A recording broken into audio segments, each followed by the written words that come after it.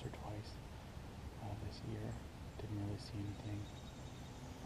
It's got a horseshoe-like ridge that wraps around the property. It's a little 10-acre spot, but it feeds down to an old gravel pit that's no longer in use. This morning I've already heard 2 or 3 different grunts, probably within 30 yards of me. It's got a good northwest wind, and it's carrying my scent down into a bowl where they're not really feeding because it kind of heads up towards the house. So it's nice. In that aspect, I'm up high. I'm about 25 to 30 foot.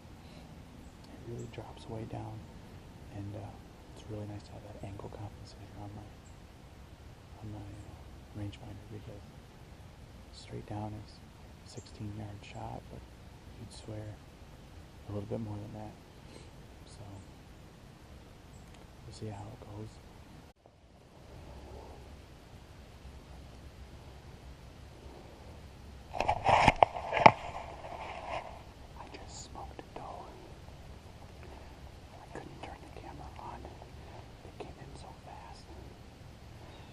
I swear they were 3 generations of does. I had a grandma, I had a mom, and then I think I had her baby from last year. Because I swear they were a 1, 2, and 3-year-old doe, and every one of them was on red alert. And if you've ever dealt with one doe on red alert, you have no idea the adrenaline coursing through your veins when you've got 3, especially a 3-year-old doe standing there. I know I shouldn't be shooting does on November 6th, but I don't care. Because it's been a slow season for me, and I believe that a deer in the hand is exactly what I need right now. I mean, meat in the freezer is what I need, and I hate to be that guy that says that, but I also am not going to be the guy in January complaining because I didn't get a chance to fill my freezer when I just had the chance at 20 yards. That is what it is about. I smoked her, dude. I can't see my arrow. I'll look for it, but right behind that shoulder, I didn't hear her crash. She went one way, they went the other way. So that's a great sign. I cannot wait. This is a gorgeous morning. The sun's shining. You can see your breath. This is November. Okay, so I shot this doe a little over an hour ago. I was, actually I'll get you a better view. I'm down out of my stand now. Up there, that tree. I'm going to get on this trail here and see if we can't find her. Got to find my arrow first, and we'll go from there. Okay, so just walking up here right now, I can see my arrow, and boy does it look good. Okay, you can see right there is where she dug out. And again, right up there is my stand.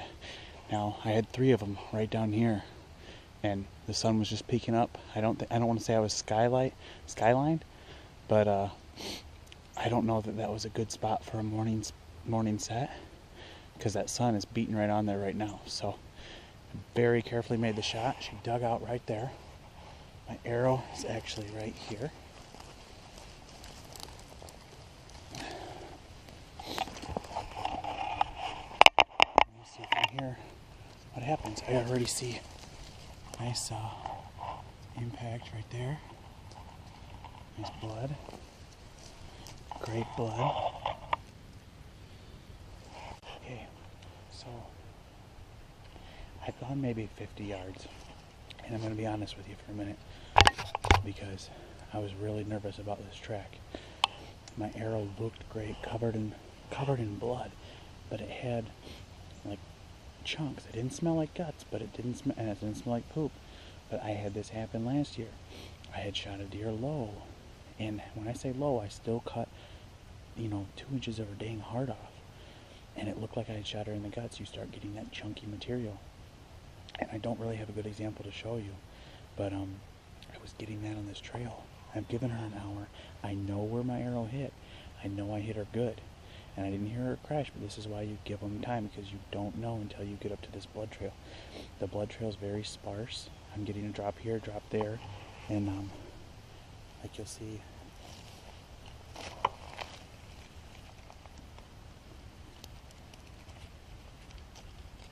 that right there is the chunks I'm talking about. And you get over here, and you start seeing that white fur. That right there suggests I hit her low. Maybe I didn't hit her low necessarily. That just means I exited low. And I knew that at that steep angle I would exit low, but I still thought I gave her enough oomph. So I've gone maybe 50 yards from the impact. So I'm maybe 60 to 70 yards from my stand. It looks a lot thicker back in here. I can actually see a white belly right there. So I'm going to go up close. She's maybe 15 yards away. The wind is blowing pretty good in my face. So we're going to creep up there, but I think I got her down right there.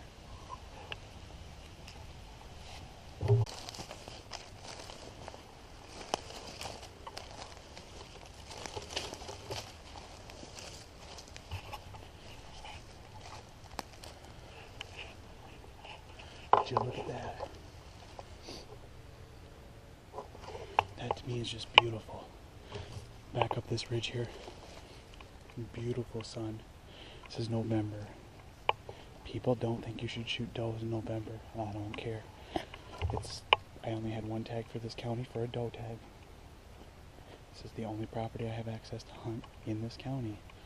So I've got a buck tag here, and I didn't have a buck with him, and I could have just waited, but I needed to fill that doe tag too, so that's what I did. And I can't think of any better way to spend it on that one right there. Here she is. They're propped up here. The shot was good. Through and through, right through the front shoulder. It did come out right here, so it didn't come out too low at all. Came back a little bit, but there's still three ribs to spare there. So I would never consider that a bad shot by any means. She only made it maybe 70 yards. She died quick. There wasn't bubbles in the blood at first. There was some chunks. As you get down here towards the bottom where she crashed, lots of bubbles. And as she came up here, she was bubbling right out. So, great hit. This was the exact same arrow and broadhead I shot my buck with on Halloween night a couple weeks ago. Same exact arrow and broadhead I missed the buck with 2 Saturdays ago. The slick trick broadheads, you just resharpen them and you go. So I'm going to forever use these heads, I think, because they fly great. They do the work. But gorgeous, gorgeous Michigan whitetail.